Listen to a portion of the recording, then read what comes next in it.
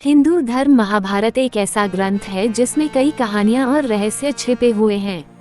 आमतौर पर लोग महाभारत को परिवार की लड़ाई की कहानी के तौर पर जानते हैं, लेकिन इस धार्मिक ग्रंथ में आपको पारिवारिक कलह की वजह, आपसी प्रेम, नफरत, विश्वास, क्रोध और संवेदनाओं का संग्रह मिलेगा।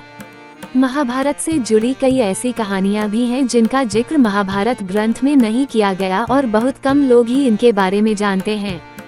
इस पांडव ने खाया था अपने पिता का मस्तिष्क। महाभारत की कथा के अनुसार पांडवों में सबसे छोटे भाई सहदेव ने अपने ही पिता पांडु का मस्तिष्क खाया था। सहदेव में भविष्य को देखने की क्षमता भी थी, इसलिए युद्ध शुरू करने से पहले दुर्योधन उसके पास सही मुहूर्त जानने के लिए भी गया था। हालांकि सहदेव को पता था कि दुर्योधन ही हमारा सबसे बड़ा दुश्मन है और फिर उसने युद्ध आरंभ करने का सही मुहूर्त बताया।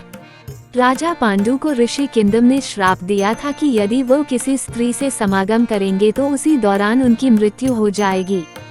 यही वजह है कि पांडु ने कभी अपनी पत्नी कुंती और माद्री से संबंध नहीं बनाए। कुंती ने देवताओं के आह्वान से युधिष्ठिर, भीम और अर्जुन को प्राप्त किया। वहीं माद्री ने भी मंत्र विद्या से पुत्र नकुल व सहदेव का प्राप्त किया। प्रचलित कहानी के अनुसार पांडु ने संयम का पालन किया, लेकिन एक बार वह अपनी पत्नी माद्री को देखकर कामाशक्त हो गए। इस दौरान जैसे ही राजा पांडु ने पत्नी माद्री को गले लगाया, उसी समय मृत्यु ने उन्हें अपने पाश में बांधा लिया।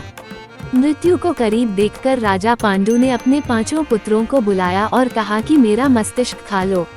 पुत्र यह सुनकर हैरान हो गए और किसी ने इस बात को स्वीकार नहीं किया, लेकिन सबसे छोटे बेटे सहदेव ने पिता के कहने पर उनका मस्तिष्क खाना स्वीकार किया। पांडु में मस्तिष्क में था ज्ञान का भंडार। जैसे ही सहदेव ने अपने पिता पांडु का मस्तिष्क खाया, उन्हें भूत, भविष्य और वर्तमान का ज्ञान हो गया।